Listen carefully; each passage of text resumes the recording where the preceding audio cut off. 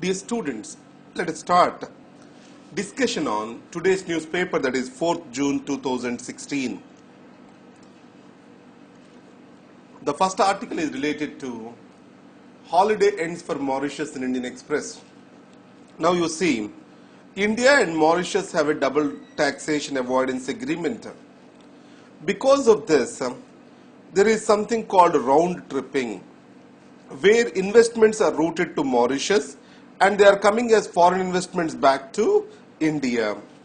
And there is a lot of tax evasion in India because Mauritius is a tax haven. So now, as domestic investors started taking the Mauritius route, various committees have recommended for a parity between the domestic investment and investment by Mauritius residents. Because of that, the capital gains tax is reduced on various shares in public holding companies.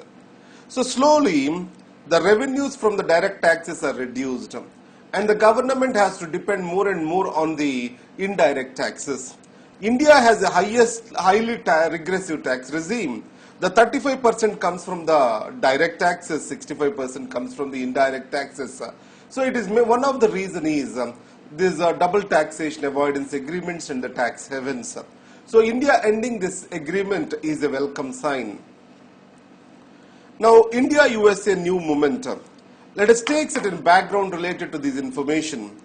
Now Vajpayee government, and at the time we have the Clinton presidency in the United States.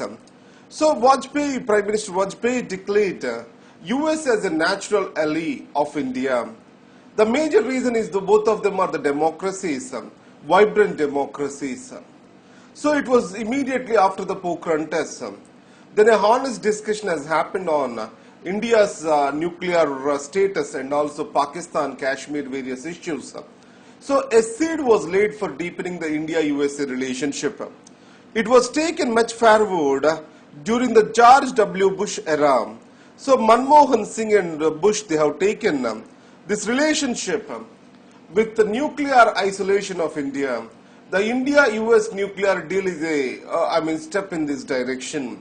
And the second thing is, the defense deals are also strengthened between these countries. USA started seeing India as a country with potential to become a major power and to balance China in the region. So once the Modi government has come into power, the situation has further changed. This is the fourth trip the Prime Minister is making within a span of 2 years.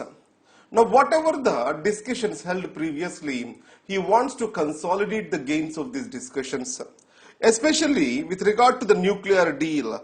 Though the discussion held, but nothing when moved forward, especially with regard to nuclear liability law.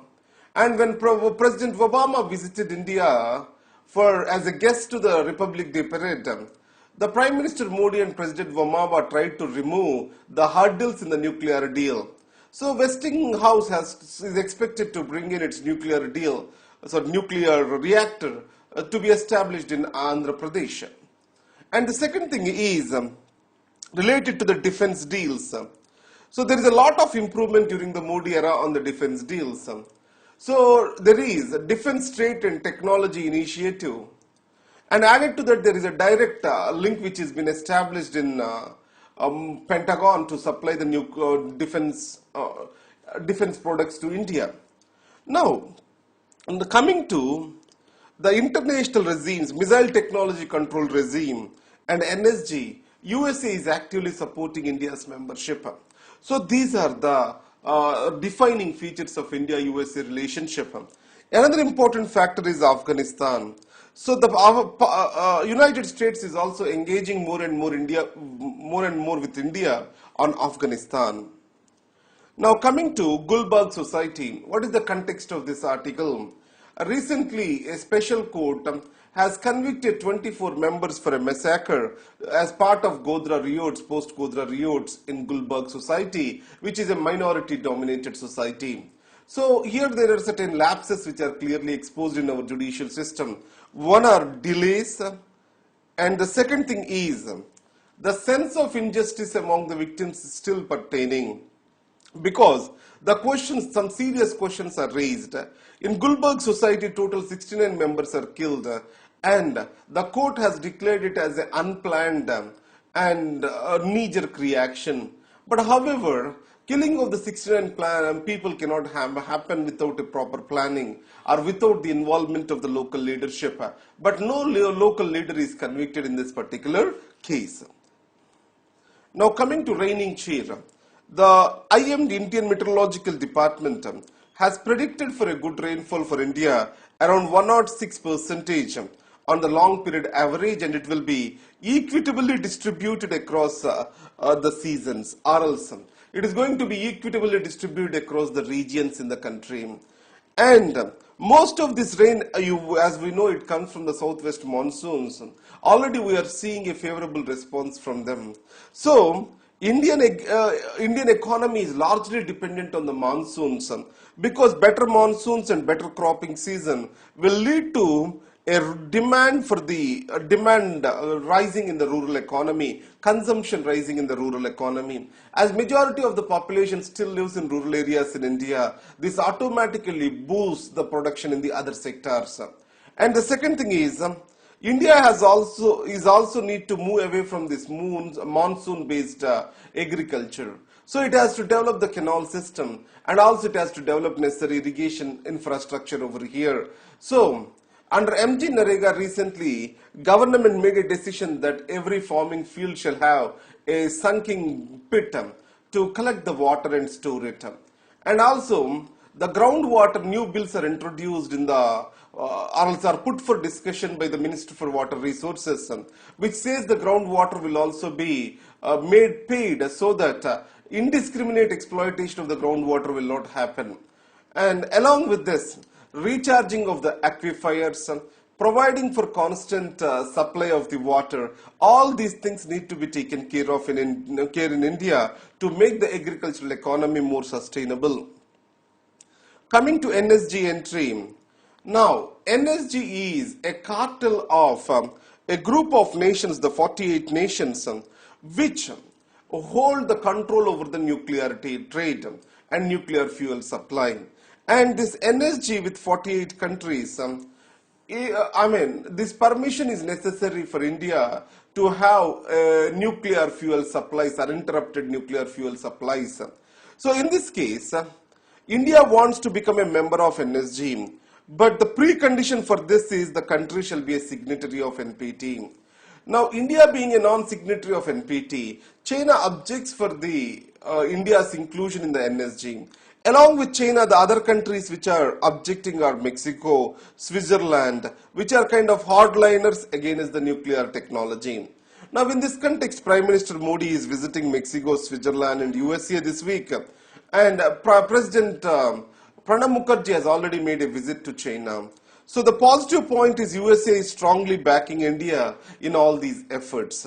So India, if it enters the nuclear suppliers group, then the installation of the nuclear reactors will hasten up, which will ultimately benefit the US companies too. So India says NSG and NPT are two different things. NPT is a treaty. NSG is more of a loose association between the countries.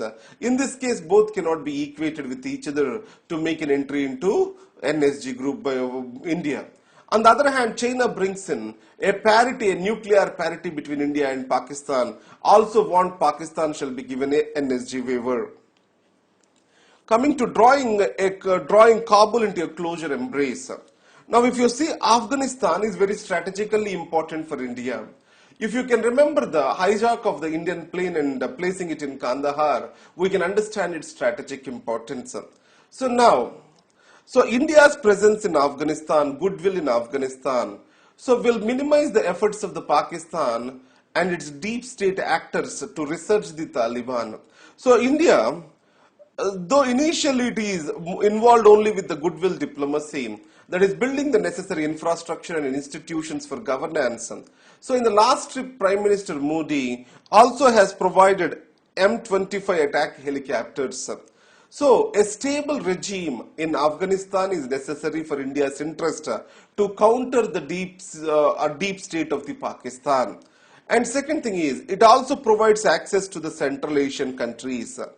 So in this case, India has started building the Salma Dam, which is completed and Prime Minister is about to open that.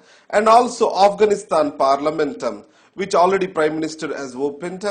And along with that, the Jaranj-Dilaram Highway, which these are the various developmental initiatives taken by the India in Afghanistan. And recently a trilateral agreement is also signed between Iran, India and Afghanistan with regard to the trade in transit. Another thing is Afghanistan, the regime in the Afghanistan appears quite unstable now. But however, Ashraf Ghani, who was very much inclined to Pakistan, engaging Pakistan initially, now he himself is keeping a distance from the Pakistan and is criticizing the role played by the Pakistan vis-a-vis the Taliban, and which is ultimately leading to instability in Afghanistan. So in this context, the Ashraf Ghani is also trying to move closer to India. So it is the time, according to this article, is making a closer embrace towards the Afghanistan for India. Now coming to ordnance route. So here the CAG, Comptroller and Auditor General, in his report clearly stated the lack of proper security parameters and logistical management in the ordnance factories. And it also said that we need to improve our management of fire safety, transportation, etc. in the ordnance factories. So in this context, it has pointed out that ordnance factories, they are holding, in most of the cases, outdated or else the most risky materials, explosive materials, which lost the shelf life in their godowns. So this condition has to be changed. So as modern technology are giving better logistic opportunities, India has to depend on this technology. Now coming to one-time security clearances. The most of the cases for free trade, Home Ministry poses the objections. Either if you take China and other Southeast Asian countries, the security clearances for the Home Ministry are must, and the clearance are once given that is valid for 3 years. Now, one-time clearance is proposed by the Minister for Home Affairs, and after one-time clearance, it will be made valid for 10 years rather than for 3 years. So in that way, clearances will be simplified for the industries to come and establish and function in India. Now coming to water legislation. So you know that groundwater is more a common good or else collective resource. So that's why there is an excessive exploitation of the groundwater. As it is everyone's responsibility, it has become no one's responsibility. So in this context, the government intends to charge the groundwater, and because of this, it is expecting that the indiscriminate use of the groundwater will be reduced. So for this, a bill is put for the public opinion, and the bill says that the drinking water is the first priority of the government. And it also aims to decentralize groundwater management. So under 73rd, 74th Amendment Acts, providing for the groundwater or safeguarding or water management in village or a town, it is the responsibility of the local bodies. Similarly, the Grama Sabhas and village panchayats under the 73rd Amendment Act are given the responsibilities to manage the water on the new bill too. So these are the articles for today. Thank you very much.